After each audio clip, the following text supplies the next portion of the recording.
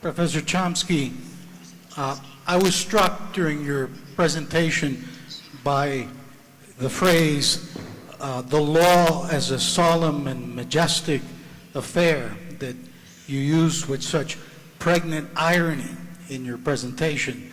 And I was thinking about the ways in which the White House has used the law as a solemn and majestic affair to justify maintaining Luis Posada Carriles free in Miami and the Cuban Five imprisoned in the United States for long prison sentences. And I wonder if you could comment on how we may be able to penetrate that shield, because the U.S. hides behind the fact that it is trying the Cuban Five in a fair judicial system when we know for a fact that they were tried in Miami in a city brimming with hostility against Cuba, and that Luis Posada Carriles is being tried as a liar and not as a terrorist, so as to keep him free. Thank you. Well, I'm sure you know about the case of the Cuban Five, or you should. It's a tragic case, but also a very revealing one. The Cuban Five, as you probably know, were infiltrated into terror organizations operating in the United States, organizing terrorist activities against Cuba. Now, all of these activities are gross violations of international law and, in fact, domestic law. And they were infiltrating them to find out what they're planning. And they provided the information to the FBI. The FBI went to Havana and was provided with information about terrorist actions being planned in Florida against Cuba. And the FBI and the government reacted, namely by arresting the people who provided the information, putting them in jail for long sentences, show trial.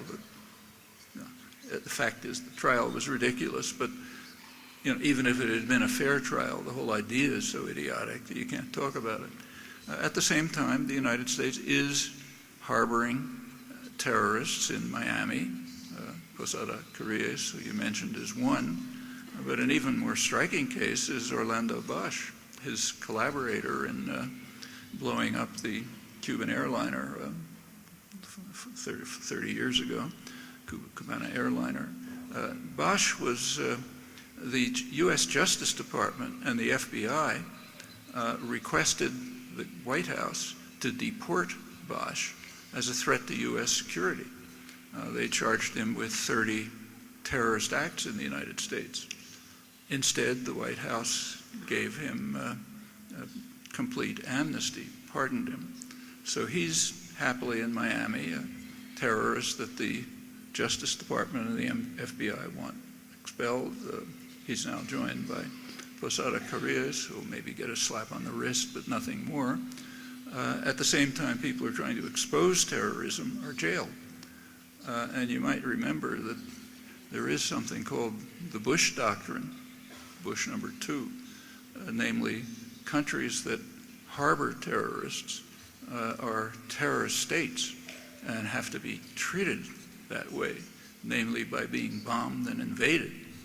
So Bush number 2 was saying that we have to bomb and invade the United States, which is harboring terrorists and imprisoning people who try to block terrorism. Yes, the law is a majestic affair. What can you do about it? Well, you can't do anything unless people know.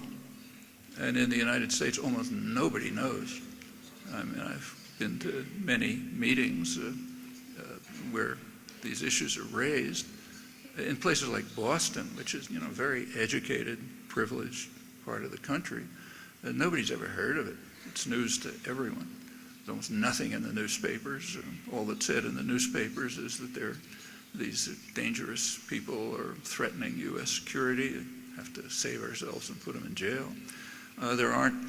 We don't have in the U.S. the kind of enough active popular organizations that can get around the silence of the government, of course, but also the media, so that the population can become aroused enough to overcome this terrible injustice.